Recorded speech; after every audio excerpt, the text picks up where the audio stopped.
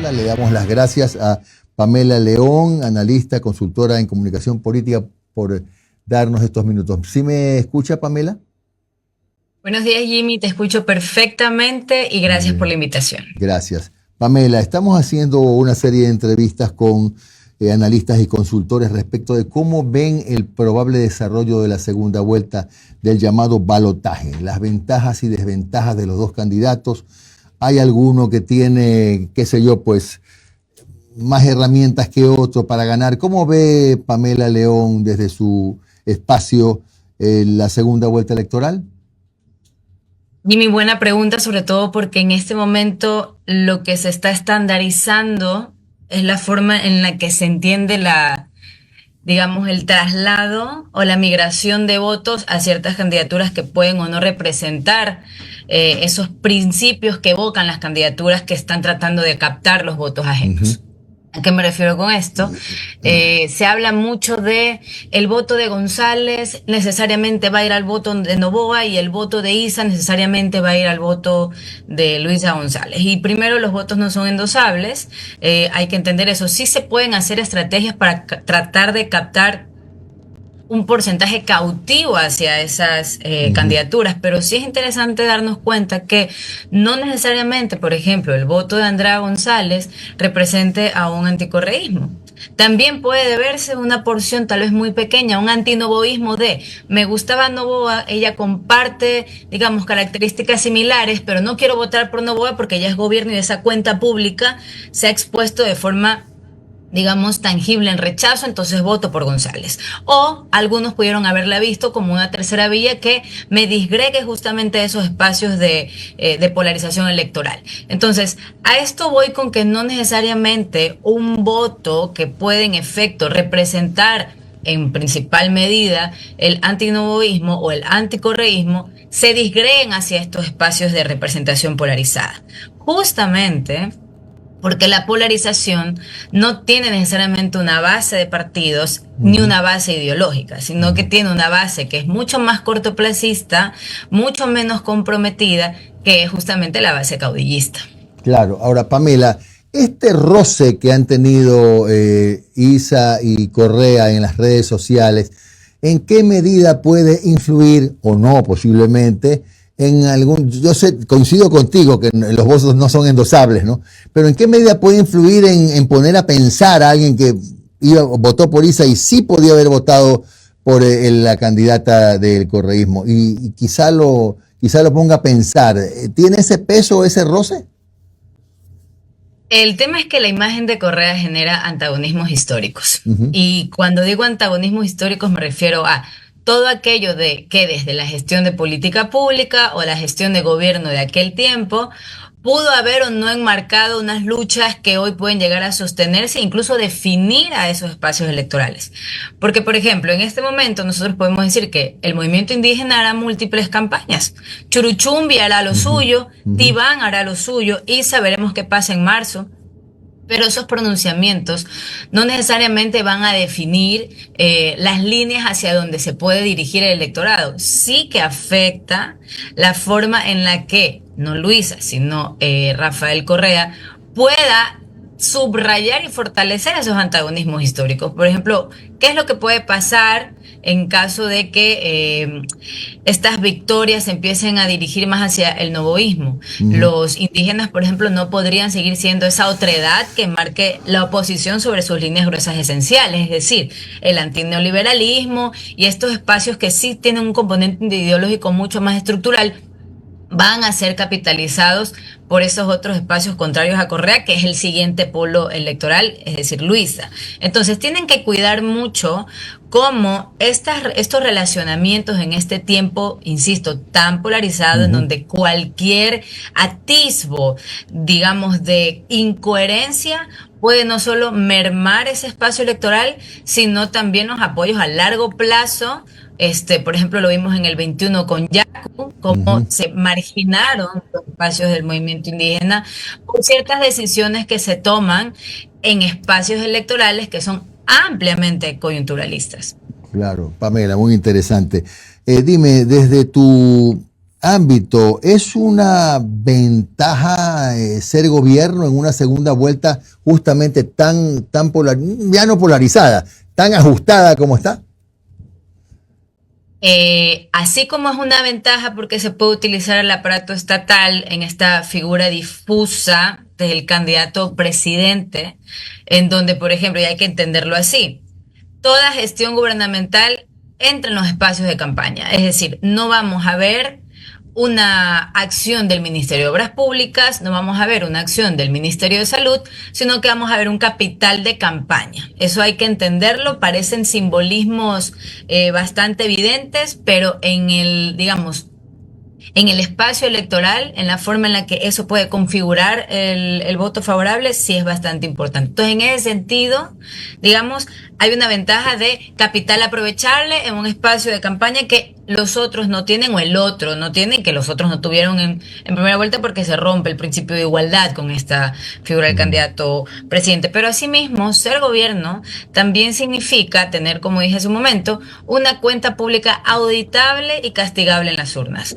Uno puede decir, por ejemplo, que ese votante de más del 5% que aglomeró ISA, puede una porción importante pertenecer a estas poblaciones o comunidades empobrecidas en donde no ha habido la mano gobernista, en donde tal vez no se ha percibido este espacio de gestión y puede castigar de cierta manera a ese, digamos, a ese votante o mejor dicho, a esa candidatura que representa gobierno. Pero cuando digo gobierno, no me refiero a Daniel Noboa, porque nosotros, por ejemplo, sí podríamos ver el correísmo desde el 2021 hasta el 2023 no ha logrado, digamos, una elección con 10 puntos más arriba, que sí lo ha logrado ahora, pero no necesariamente sea por un capital de Luisa o no necesariamente sea un capital del correísmo como tal, sino más bien a la forma en la que el electorado empieza a ver a los candidatos que han sido gobierno, que comparten ciertas similitudes con el candidato actual.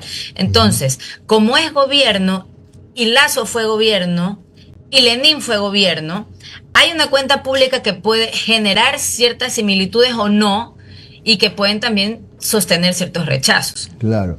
Pamela, ¿qué errores debe enmendar Noboa y qué errores debe enmendar Luisa para enfrentar en sus mejores condiciones la segunda vuelta? Primero, importante que hay dos espacios capitalizables, no solamente es el espacio que representa Andra González, que representa Isa. Si los votos fueran endosables automáticamente, entonces el 0,70 de Cronfle ahorita fuera la joya de la corona también, porque Claro. ante el 0,18% de diferencia que existe, no es así. Entonces, primero dejar de pensar en este endoso de votos, que entiendo las campañas no lo están pensando así, hay estrategias electorales detrás. Pero, por ejemplo, yo lo tenía apuntado y una de las cuestiones que, déjame que lo encuentre porque lo tenía justamente hecho para esta entrevista, es que sí hay que, de parte de Luisa, conectar con ese voto joven urbano. Se necesita modernizar el discurso, fortalecer ese discurso personalista, pero sin descuidar las vocerías que pueden sostener ese voto duro desde espacios no tan masivos, pero que sí sean significativos desde el nicho, porque no puede tampoco descuidar esa votación histórica por tratar de sostener ese 10% que no se ha logrado en dos elecciones pasadas. Reducir la dependencia a Correa, lo cual es mucho más complicado porque es Correa quien la admite como candidata en dos ocasiones y hay que ver también cómo vienen esos financiamientos de campaña.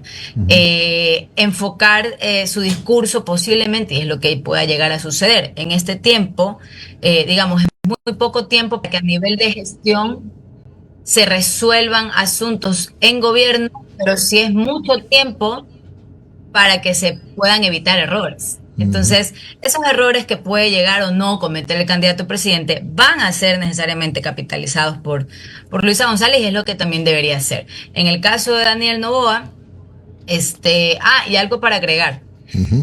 Así como hubo un anticorreísmo sostenido desde el 21-23 con el 20 o 23% hasta la actualidad, posiblemente ya haya emergido un nuevo votante que sea antinoboísta. Entonces, hay que identificar qué mueve esas fibras electorales del antinoboísmo, que aún está a buen tiempo para hacerlo, y de notar de qué forma se puede llegar sin ese espacio de nicho correísta. Y en el caso de Daniel Noboa, debería ya entrar en temas más directos de la realpolitik. Ese electorado de esta segunda vuelta, es posible es posible que sea menos un electorado simbólico y que sea más bien un electorado estructural. Claro. Entonces, estas figuras de cartón, si bien consolidan un símbolo que pudo haberlo fortalecido a nivel de visibilidad, posicionamiento y apropiamiento en el metro cuadrado del electorado, ahora ese cartón debe empezar a, digamos, ser de carne y hueso, por Ujú. decirlo de alguna forma. Es decir, dejar de capitalizar el simbolismo o dejar de resguardarse en el simbolismo, y ese simbolismo ya debe pasar a la concreción, es decir, la banalización o el cortoplacismo, que si bien define eso a una elección, no puede trasladarse eso al contenido de una campaña. Claro. Pamela, y ahora, ¿qué pasa? Aunque está claro, no son indosables las candidaturas y estoy contigo 100% de acuerdo. Los votos, perdón. Pero, ¿qué pasa con las otras candidaturas? Isa, perfecto. Y los otros, los del 70, 40, 30, 20, 5, 10, ¿qué pasa con todos ellos? La señal está un poco débil, Sí, sí, pero sí, sí. creo que te entendí la Creo que es pregunta. tu A señal, no es ver, la mía. primero, y aquí hay que recurrir a la parte histórica. Ujú. Hace unas semanas revisé las candidaturas del 2017, 2021, 2023, 2025. Así, porque estaba ahí aburrida. Entonces, en este momento, lo que vi es, si bien la tercera vía para mí me parece un poco más romantizar una postura de liderazgo y de representación, porque creo que es más caótico lo que nos precede, diría que si nosotros analizamos desde el 2017, en esa elección, nosotros, esos candidatos que iban de terceros en adelante, lograban sumar un 47% entre todos. En la del 21, más del 30%. En la del 23, el 21 es más parecida a la del 23 por cantidad de Ujú. de candidatos. En la del 23 suman algo más del 47%. Ahora, esos porcentajes más pequeños suman el 10,8 o el 11% más o Ujú. menos. Ujú. Entonces, ¿eso qué te dice?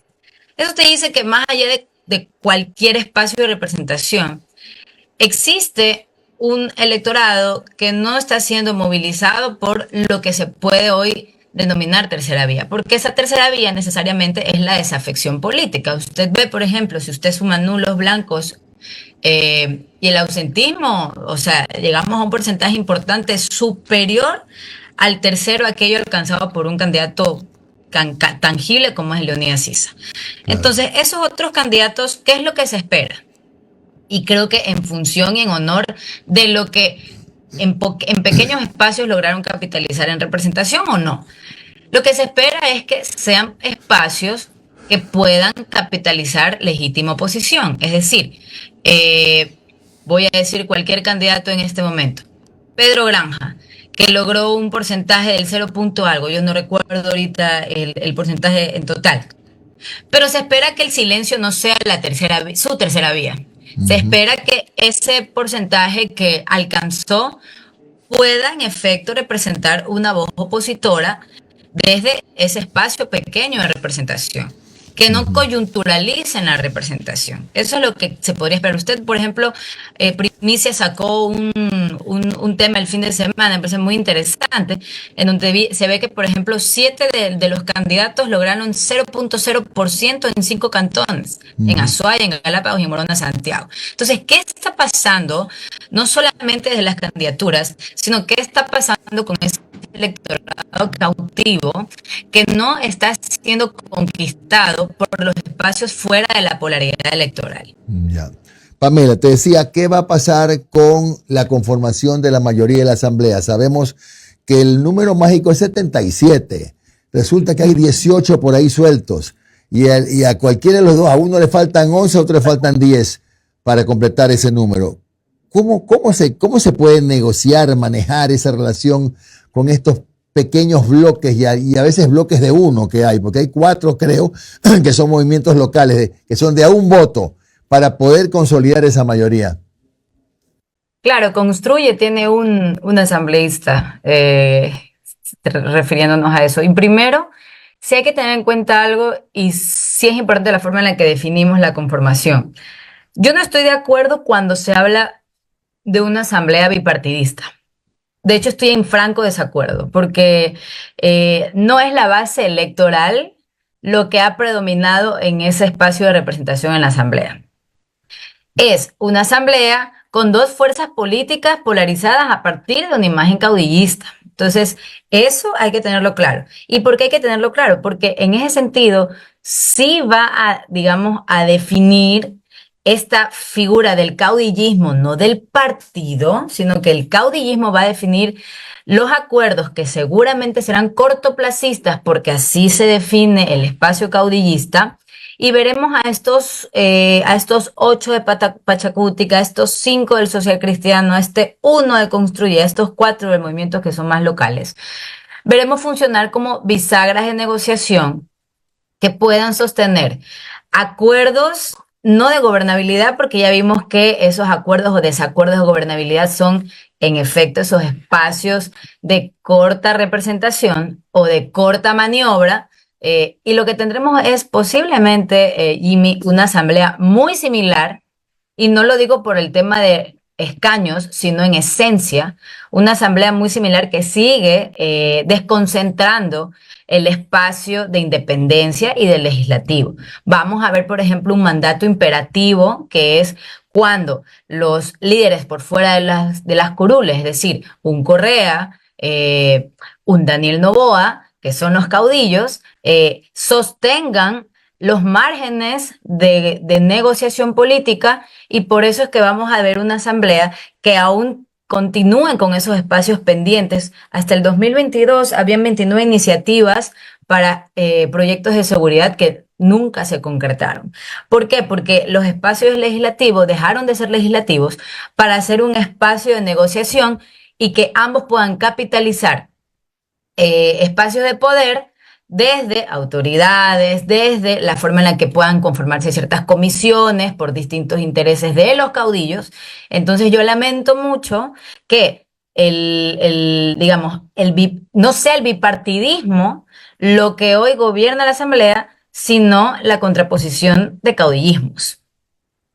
Pamela León ha estado con nosotros, consultora, analista en comunicación política. Muy amable, Pamela, un abrazo para ti. Gracias, Jimmy, encantada de estar en este programa y compartir con tu audiencia.